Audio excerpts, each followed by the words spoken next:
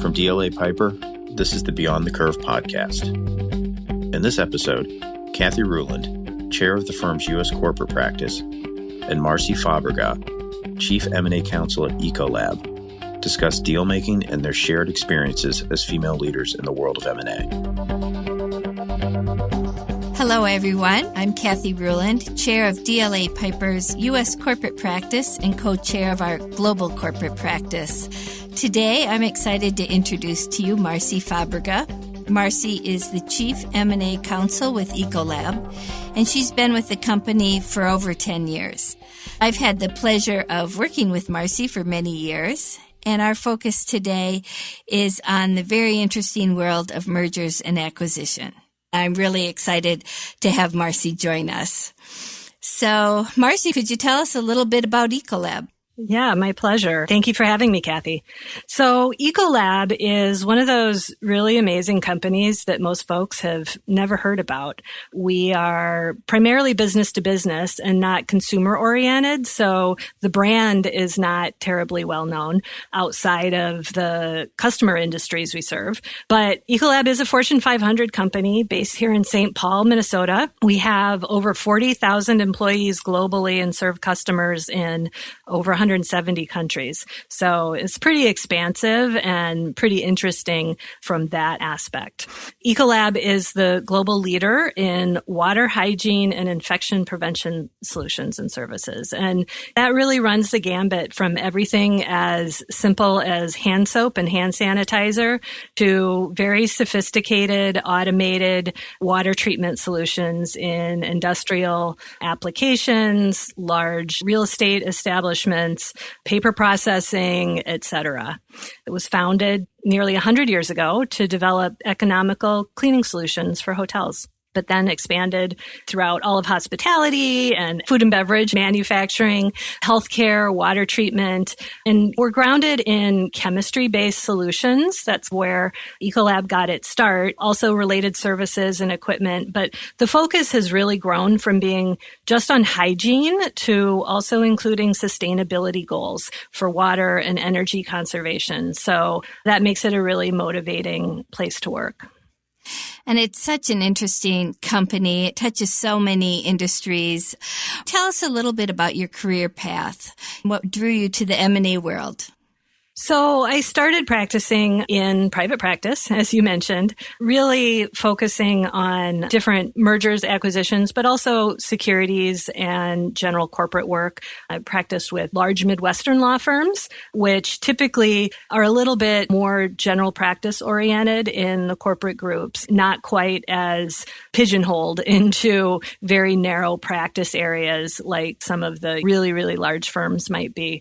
So that was good experience to understand and develop an appreciation for all different types of transactional work. I did a little litigation also, which really turned out to be good experience. As I got more experienced, I did realize that I really particularly liked mergers and acquisitions. And that really stems from the fact that every deal has its own personality and you learn something new every time, whether it's about the technology or the business that you are working with or the people who are involved or the place in the world that it occurs. It's all really interesting. And Ecolab is the culmination of all that because we have global deals happening all around the world, lots of different types of businesses, industry sectors that we participate in. And those industry sectors have evolved over time. We've done some major acquisitions. We entered the water treatment space in a big way about 10 years ago when we bought Nalco out of Chicago. And most recently, we divested our energy services business, which was primarily oil and gas production chemistry. It wasn't really core to the company, but a very complex transaction because it had been part of Nalco for decades. So all of those different aspects of the responsibilities and the company and the exposure makes it incredibly interesting. And that was a very interesting transaction with that global divestiture. It touched so many different countries. But you mentioned the complexity. And given the global deal, some of these transactions have so many different aspects to it. So let's discuss some of that complexity of putting a deal together, and certainly within a matrix organization. So how do you approach that, Marci, from your internal perspective? Sure. Well, from the way we have deals organized and analyze them, every deal really has a business goal, an economic component, and then some kind of a risk assessment, risk mitigation component. And it's the way those three elements are combined and balance each other that really dictates where you land on the deal terms. But fundamentally, the business goals always have to be there. The economics and the risk assessment and mitigation are the ones that can adjust a lot, but understanding the business goals and channeling the economics and the risk assessment around the business goals is really the fundamental critical factor. And then, of course, you always have to understand what the other side's business goals are. Oftentimes, they're more economic than anything else. But that being said, you don't have a deal unless both sides think there's a deal to be had. So finding that overlap is really part of that complexity that you talked about. Mm-hmm. And then within the organization, we are, I think you mentioned, a very matrixed organization. We have levels of corporate functions and business divisions, and those are more complex because of the different geographies we work in. So on a multi-jurisdictional, multi-divisional transaction, that's going to involve dozens and dozens, if not 100 people. So making sure that everybody is able to communicate with each other as to what our goals are, what we're trying to accomplish, how we're going to get there, how we're going to message to the other side, because not always, but most of the parties we're working with don't have necessarily a similarly complex structure. So we don't want our internal structure to ever get in the way of getting a transaction done. And that can be really challenging with a lot of the timing pressures that are out there for transactions, timing pressures that are probably not in our control, but need to be respected and managed in order to get the transaction done within a time frame that suits everyone.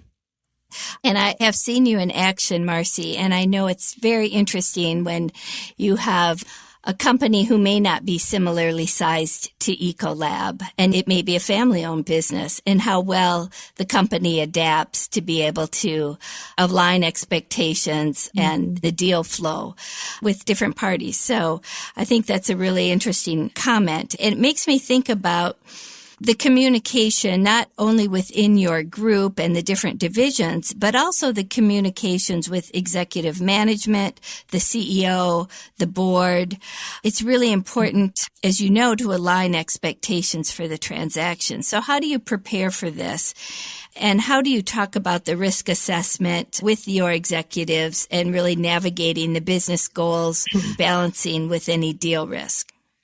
So the first thing that comes to mind is that understanding the business and the business goals is really fundamental to approaching how to communicate with the various stakeholders. They speak in their language, so it's important to understand how the legal decision-making and the deal terms, whether it's the structure or the risk mitigation, how that impacts those business goals and what we're trying to get out of the transaction. It's also really important that we appreciate the impact to the other side. I mentioned that a little bit earlier, but understanding the goals of the other side is helpful to be able to find a place that both sides agree on and that both parties are comfortable and happy with the transaction that they make. Sometimes both sides are unhappy with it, but it's still better than walking away.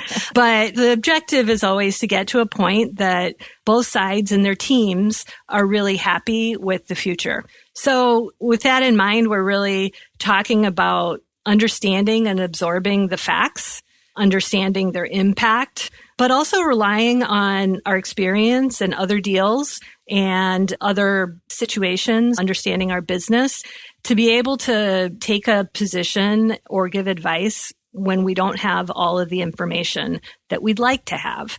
And we often also are trying to help the rest of our team be comfortable making decisions where we don't have all the information we'd like to have, because our teams are very oriented towards having as perfect of information as is available. And in a M&A transaction, there's often not time or sometimes willingness to share the level of detail or the amount of information that most teams are used to working with in order to get to a decision point. So helping the teams deal with that uncertainty is one of the roles that the legal department and also other professionals within our organization who are used to M&A and regularly in that environment, that's a helpful role we can play. Sometimes we get to a point where we don't know what each other's risk tolerances are yet. We're still exploring where the goalposts are. And those are situations where sometimes we just have to let things play out. And then we figure out at the end of the day whether there's actually a path that will be acceptable to both sides. Sometimes there's not. Sometimes it's a big game of chicken in order to decide if there's overlap. And that's not where anybody's goal is, but sometimes you end up there and it's a tough decision. But from our perspective, the important thing is making sure we're giving advice to our internal clients and our stakeholders so that they're able to make decisions, and we're giving advice based on the best information that's available and the legal analysis that we are able to do. And if we've done that, we don't really have any regrets. But sometimes there's going to be situations where you just don't have as much information as you'd like. I think it's really an interesting point you make about the information, because oftentimes you'll see parties wait to bring up issues until they have the perfect amount of information, and too much time has gone past by that point. So I think it's really important to raise those issues early, to have that sense based on your experience of whether we're at the point where we need to raise this, and make sure that you do on a timely manner so we don't get 3 weeks down the path and say, boy, I wish we would have talked about this earlier. So it's just one of those things that you've gotten comfortable with over time. And certainly that aspect, I think, is very critical in building trust with the business, with the executive team, with the board, and with outside counsel. So I know that you think a lot about that. Can you tell us a little bit about your strategy in terms of making sure you're building that trust along the way? Sure. The first thing I think is really to be knowledgeable. And being knowledgeable isn't just about being a super expert in mergers and acquisitions. I'm fond of saying that nobody within our business really cares if you can cite the last 6 major M&A cases in Delaware. So it's not really about that kind of expertise. It's really about understanding the components of M&A, how the different terms will impact your business. And in order to do that, you really have to understand the business and the strategic goals that the business has. The terms of the M&A deal are secondary to that.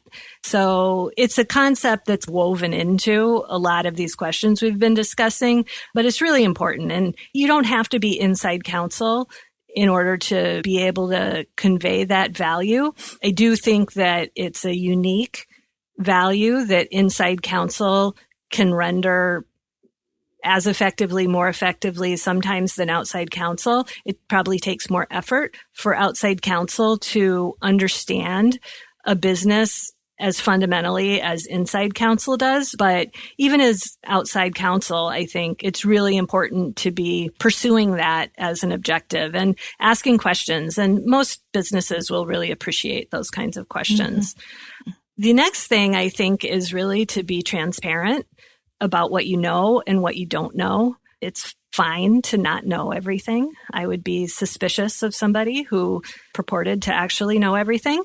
And the other component of that is really understanding what's knowable and what's not knowable. Feeds into what we were talking about earlier in terms of you're not going to have perfect information.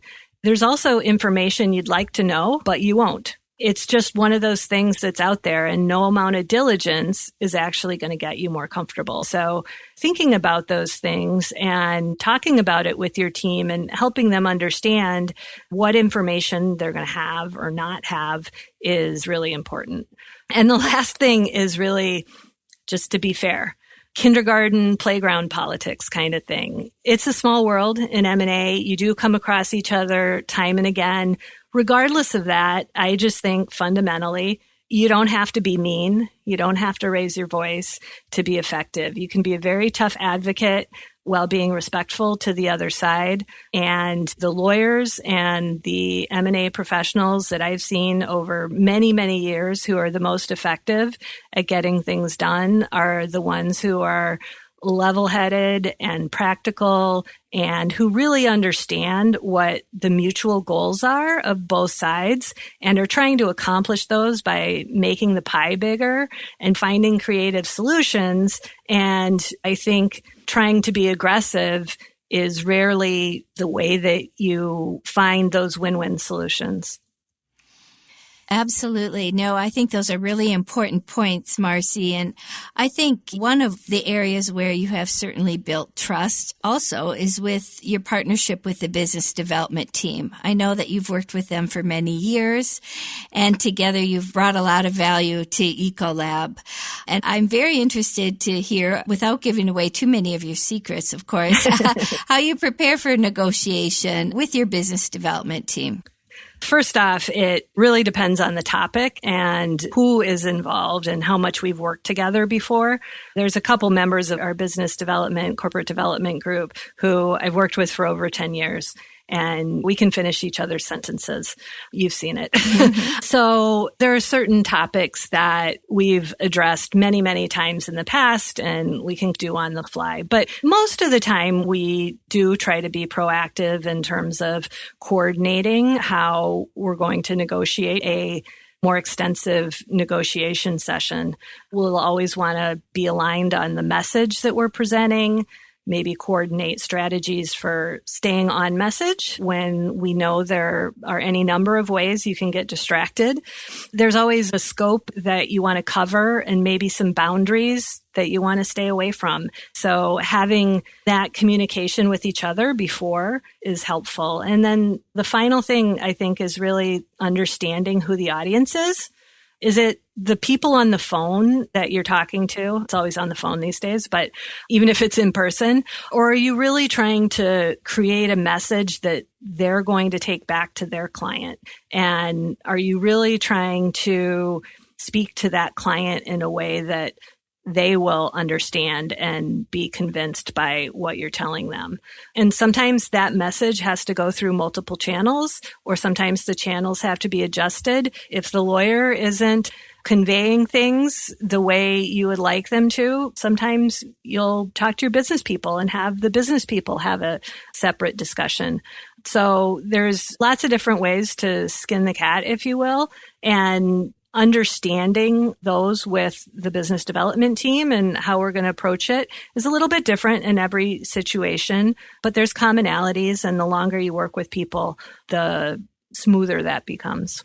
Yeah. And really, the partnership that you have with your business development team has enabled you to do that. I think it's interesting when you talk about staying on message and strategies for staying on message. So I think those are very important points. I'm really interested in your opinion on this next question. Do you think deals are getting harder, Marci? Many look to the regulatory risk as regulatory bodies around the globe are ever changing. We see more detail in merger and acquisitions, which assign risk to the parties in more detail than we've seen before. So I'm interested in your perspective on this. So, like a lot of things, it depends. But generally, I would say yes. It depends mostly on whether you're a buyer or seller. I think that there's lots of money being thrown around these days, and it has really increased seller expectations to a level that seems a little irrational for those of us who have been practicing in a while. Ecolab, at least, we're generally more an acquirer than a seller. The regulatory environment has gotten more enforcement minded. It's less predictable. That actually is challenging for both buyers and sellers. The other big change, I would say, in the last 10 years or so is the rise of rep and warranty insurance in order to help mitigate risks and give sellers a little bit more of a clean slate to walk away from. And that does work, and it has gotten traction a lot more as a real solution to bridge that gap. But it's not a silver bullet for all issues. So that rep and warranty insurance market has gotten more educated. There's more availability, but it also isn't going to solve issues that are already out there. It really only solves unknown issues. So overall, I would say yes, harder, but a lot of the same tensions that have always been there. Yeah. Harder, still doable, always interesting.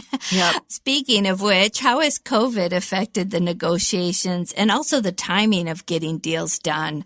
Certainly in the global world, every country has had a different experience. What adjustments have you had to make with your team, the timing of the deals, and how you're actually negotiating them?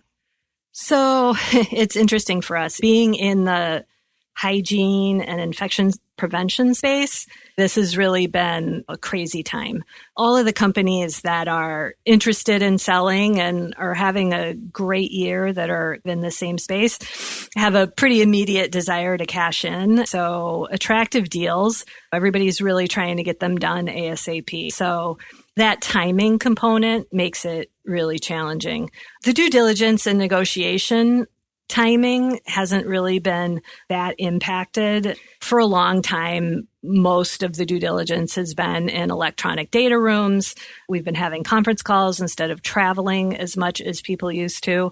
That was the case even before COVID. Now it's 100% instead of 85%. But the thing that's really been a lot harder is getting site visits and having the businesses have that kind of person-to-person interaction, not the lawyers as much, but more the business.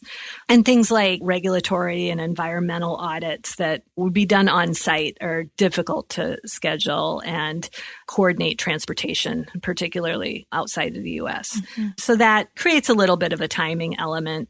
And generally, because of the lack of in-person meetings, there is a little bit less of a personal connection, although interestingly, I feel like with everybody working from home and zero adherence to office hours, that concept doesn't exist anymore.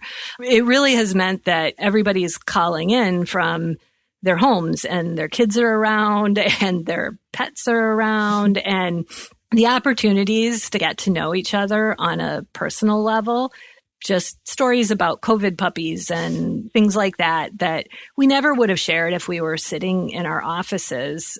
So there's been a little bit of a plus side from that perspective too. And I don't feel like we're totally isolated just because we haven't been able to have those in-person meetings. Doesn't mean that the regulatory and antitrust timing hasn't been negatively affected. I think that's probably getting a little better now, but we had a couple of deals in mid-2020, early 2020, that just got completely stalled while we were waiting for antitrust approval. Anyway, it's impacted everything, but I wouldn't say it's derailed everything. No, I think everybody's gotten very good at business and negotiating and doing transactions and getting transactions closed from a remote perspective.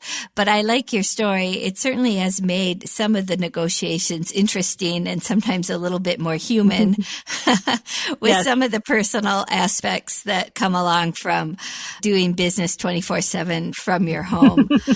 So let's change gears a little bit. Marci, we both know that leading women deal makers are in the minority. How do you view your role as a role model, both within Ecolab, but also within our legal community? So it's an interesting question. I have always seen myself first as a professional, as an expert in the field. And yes, I have a unique perspective as a woman, I think, because we are in the minority, but I never want to be out there and seen as a great woman lawyer. I want to be a great lawyer who happens to be a woman. And throughout my career, I have felt that way. The next generation of women who are starting out still see mostly men in the room, mostly men partners on the phone, mostly men in investment banking roles, and across the different kinds of professionals in mergers and acquisitions, it's still a very male-dominated field. So I think it's important that I do things like this podcast and speaking at CLE conventions and law firm conferences and things that are going on to be visible for that next generation of women. So set a good example so that they can see that there's a possibility to balance it. I have 2 kids. I'm married. I have a COVID puppy. We moved. Everybody's got all kinds of stuff going on. And there's a way to balance it. And it's not always easy. It takes a lot of dedication. It helps to have a great team that you're working with, both at the office and at home. But those opportunities are out there. Sometimes they're hard to chase, but I want everybody to feel like if they want to chase them, they can. Absolutely. You've done a great job with that. Both, I know, as you mentor your team and include them in negotiations and discussions, but also speaking, which you do a lot of. And I feel that that really helps people from a teaching perspective and a mentoring perspective. And that's just terrific. Absolutely. But I know, Marci, how hard you work and how organized you are and how important Ecolab is. So, Marci, this has been such a fantastic conversation. I'd love to hear your words of advice for those women lawyers who are seeking to do more M&A with the hopes of someday having the opportunity to be in your position as Chief M&A Counsel for a Fortune 500 company, doing global deals, and being part of a really exciting profession. What would those words of advice be? Well, there's a list, but I think getting a lot of deals under your belt is really a good way to start. If you're starting out, they don't have to all be M&A transactions, but any kind of a transactional opportunity is a good experience to develop negotiating and drafting skills and to start understanding the interpersonal dynamics that are such a fundamental part of M&A. I also think it's important to be willing to step out of your comfort zone and become a little bit of a jack of all trades. Knowing a little bit about employment and intellectual property and environmental comes up in most of the transactions that we do, and it's helpful in managing the diligence and anticipating and solving issues and thinking out of the box on different ways to bridge gaps. Networking, getting to know people across your organization or with your client is really helpful as well. The team on any M&A deal is almost always going to be multifunctional and can span across different divisions or industries and geographies. So knowing who those people are and being comfortable to be able to call them with questions. Getting to know people helps ensure that they'll pick up the phone and help you out. I always tell people that they should always feel free to come to me when they have any questions. And oftentimes I might not be able to answer their questions, but because I've built this network of people that I know throughout our organization, I can usually connect them with somebody who can, or who at least is closer to it than I am. We talked about understanding the business before. That's always the case. And finally, as a practical matter, I think everyone needs to appreciate that there's not actually an abundance of positions like the one I have. Being in-house M&A counsel at a Fortune 500 company, there just aren't that many companies that have that kind of an organizational structure. So if that really is your goal, you do have to be thoughtful about the career paths you might take to get there and be intentional about seizing those opportunities as they come along, and also appreciate that that path or the position might not be the same everywhere. Ecolab is organized so that we have someone in my position and it's dedicated to M&A. But lots of companies are organized different ways and they have their division general counsel or their general counsel is the person who is leading M&A, but also doing other stuff. And that's great as well. It's all good experience to do M&A, whichever path you follow to get to that role or having those kinds of responsibilities. It really takes both M&A field experience and understanding the business. And that's the thing I keep coming back to because it's always omnipresent, but you don't necessarily have to do it in that order. You don't have to do 15 years of private practice specialized in M&A in order to be able to go in-house. You can be in private practice for a little while or become really a top-notch expert in understanding your business and then start developing responsibilities for mergers and acquisitions along the way. And in that case, I would say really leverage the outside counsel experts that you're working with because they're the ones that can help you look smart. And that's important too. So yeah, that's it. Just a couple of things. It's so interesting, Marci, and I really appreciate you joining us today, sharing these words of wisdom, talking to us about M&A, the important role that you're playing internally for the company, but externally as well. So really appreciate your time and your leadership and the fun words of wisdom here today. Thank you, Kathy. All information, content, and materials contained in this podcast are for general informational purposes only. This podcast is intended to be a general overview of the subjects discussed and does not create a lawyer-client relationship. Statements and opinions are those of the individual speakers and participants and do not necessarily reflect the policies or opinions of DLA Piper LLP US. The information contained in this podcast is not and should not be used as a substitute for legal advice. No listener should act or refrain from acting with respect to any particular legal matter on the basis of this podcast without first seeking legal advice from counsel in the relevant jurisdiction. This podcast may qualify as lawyer advertising, requiring notice in some jurisdictions. Prior results do not guarantee a similar outcome. DLA Piper LLP US accepts no responsibility for any actions taken or not taken as a result of this podcast.